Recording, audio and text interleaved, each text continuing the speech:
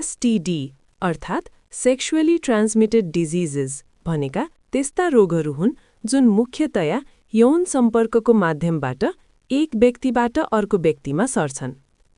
यी रोगहरू पुरुष र महिला दुवैलाई समान रूपमा असर गर्न सक्छन्।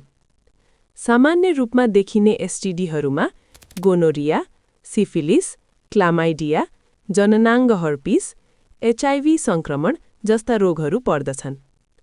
जब सङ्क्रमित व्यक्तिसँग असुरक्षित यौन सम्पर्क गरिन्छ तब शरीरका तरल पदार्थ जस्तै वीर्य, योनिस्राव वा रगतको माध्यमबाट रोग लक्षणहरू के हुन सक्छन्?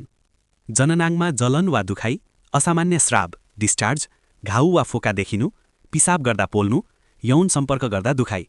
तर धेरै अवस्थामा सुरुवाती चरणमा कुनै लक्षणै नदेखिन पनि सक्छ। त्यसैले समयमै जाँच र उपचार अत्यन्त आवश्यक हुन्छ। सर्ने यौन रोगको उपचारका लागि भरतपुर चितवनमा रहेको revive Ayurveda clinic, hospital road, भरतपुरमा सम्पर्क गर्न सक्नुहुन्छ। यहाँ अनुभवी चिकित्सकबाट गोप्य र विश्वसनीय उपचार सेवा उपलब्ध छ।